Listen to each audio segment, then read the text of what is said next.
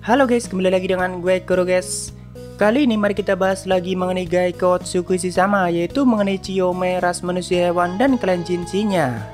Walaupun masih belum banyak banget informasi mengenai klan Jinshin, terutama semua anggotanya, tapi mari kita coba bahas sejauh yang sudah dijelaskan di novelnya.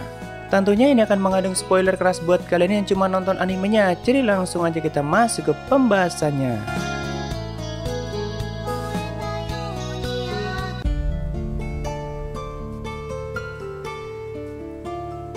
Pertama kali Chiyome dimunculkan di anime adalah di episode 4-nya bersama satu temannya yaitu Goemon yang juga berasal dari ras manusia hewan dan juga salah satu anggota klan Jinshin.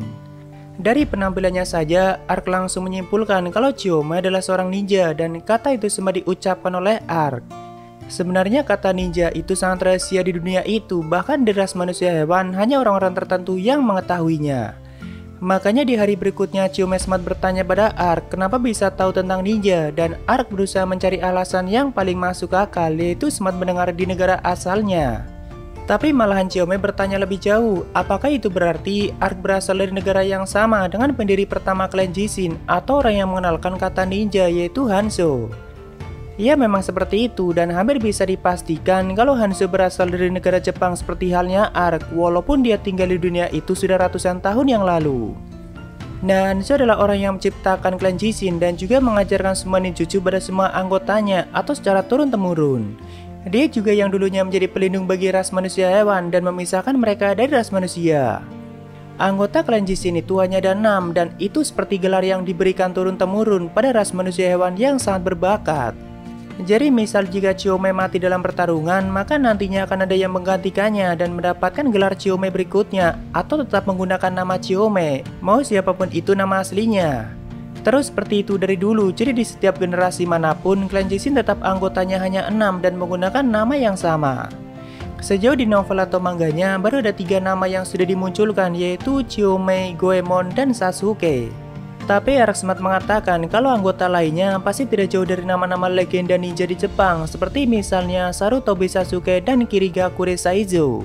Karena memang nama Chiyome dan Goemon juga diambil dari legenda asli Jepang. Dan juga orang yang menciptakan klan Jinshin yaitu Hanzo.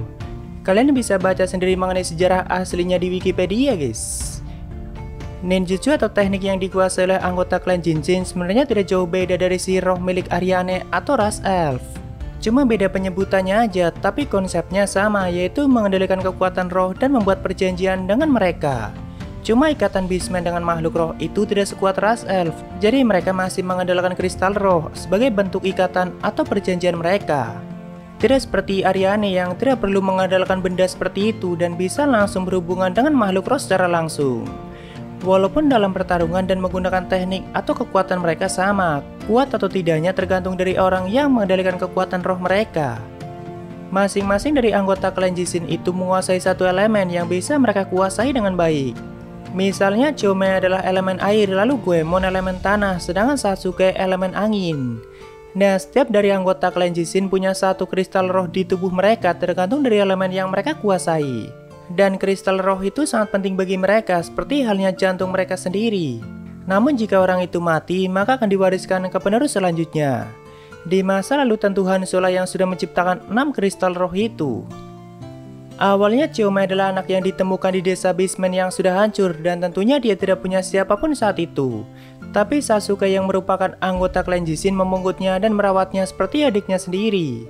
Sasuke yakin kalau Chiyome akan menjadi pejuang yang hebat, makanya dia selalu melatih Chiyome dari kecil dan mengajarinya banyak hal. Dan seiring berjalannya waktu, dia diangkat menjadi salah satu anggota klan Jinshin setelah anggota sebelumnya tewas dalam pertempuran. Walaupun Chiyome masih sangat muda, tapi dia sangat berbakat dan punya pemikiran yang sangat dewasa. Dan setelah menjadi anggota klan Jinshin, Chiyome diberikan misi untuk menyelamatkan rasnya yang masih ditahan atau dijadikan budak oleh para manusia, sama halnya seperti Ariane. Goemon adalah orang yang sering kali menemani Chiyome dalam misi, walaupun kadang mereka bergerak secara individu dan bisa mengambil keputusan dengan tepat, dan itulah hebatnya klan Jinshin. Dari awal mereka sudah sangat terlatih dan siap menghadapi situasi apapun.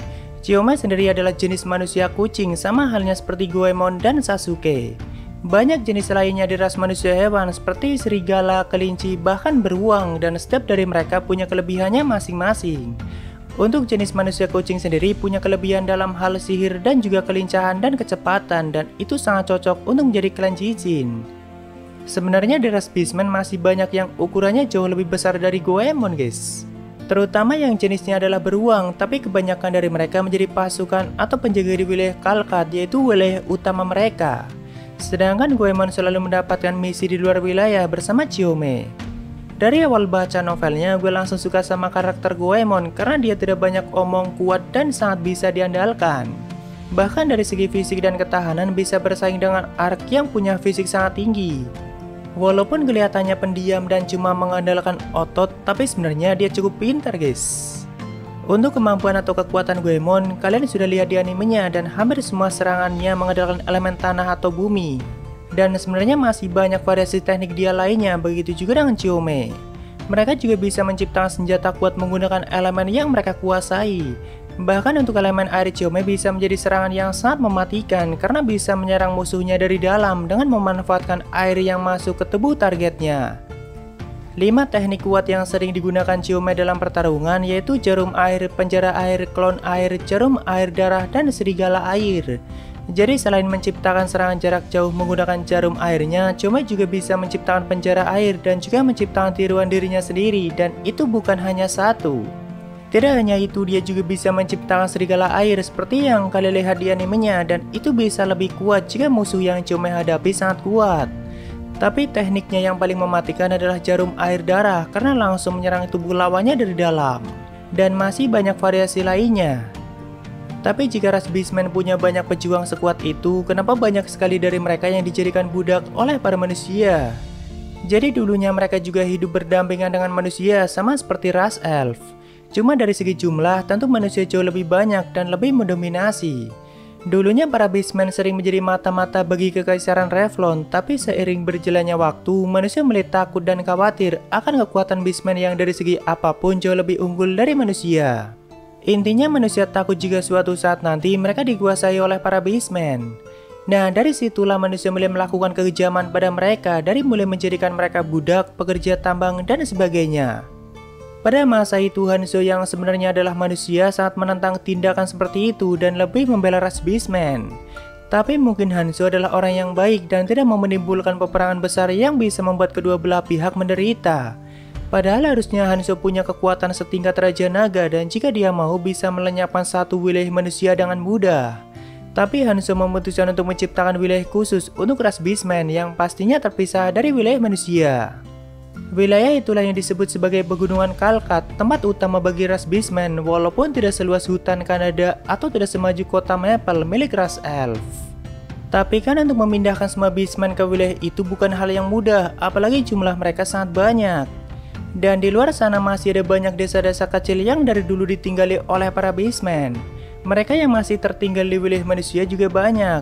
Dan kebanyakan dari mereka itulah yang diburu oleh manusia dan dijadikan budak.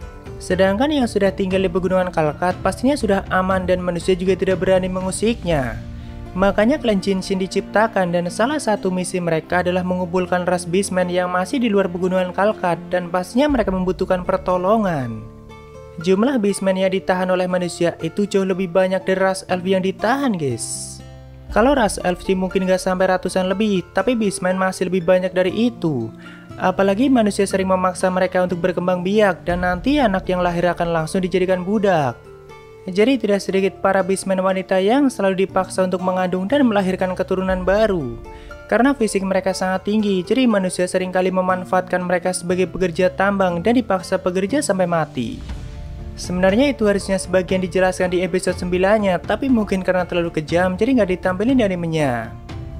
Ras Beastman memang tidak punya pengaruh besar seperti ras Elf, atau dari segi kekuatan tempur dan jumlah pasukan mereka sulit untuk bersaing dengan manusia. Tidak seperti ras Elf yang wilayahnya seluas hutan Kanada dan punya pasukan tempur yang sangat tinggi, apalagi dijaga oleh 4 Raja Naga. Jadi jika manusia sudah terlalu berlebihan, ras Elf bisa saja melenyapkan satu negara manusia dengan sangat mudah. Tapi ras Beastman tidak punya kekuatan tempur sebesar itu, makanya manusia lebih berani pada mereka. Tapi nantinya seiring berjalannya waktu, kekuatan tempur dan pasukan mereka akan semakin banyak dan semakin kuat. Bahkan membuka wilayah baru di antara pegunungan Furyu dan Karyu dan pastinya dekat dengan wilayah Raja Naga Fili tinggal. Tentu dengan bantuan Ark dan Chiome dan atas izin dari Raja Naga Vili. Karena semakin banyak baseman yang berhasil diselamatkan, tentunya kota utama mereka di Pegunungan Kalkat tidak muat untuk menampungnya. Makanya Chiome meminta izin langsung pada Raja Naga Vili untuk menciptakan pemukiman baru di dekat wilayahnya. Dan karena Vili juga dulunya kenal baik dengan Hanzo, tentu dia dengan senang hati mengizinkan mereka tinggal. Ya, sebenarnya banyak kesulitan dan butuh waktu yang tidak sebentar bagi Chiome dan Goemon untuk mencapai itu semua, dan perjuangan mereka juga masih panjang. Tapi Ark dan Ariane juga akan selalu membantu mereka, begitu juga sebaliknya. Dan itulah sejarah mengenai klan Jinsin dan ras Beastman sejauh yang sudah ditunjukkan di light novelnya, guys. Jadi mungkin segitu aja untuk pembahasan kali ini. Jika ada kesalahan gue minta maaf, atau kalian bisa koreksi aja di bawah. Thank you yang udah mampir, sampai ketemu di video lainnya. Salam kuru guys.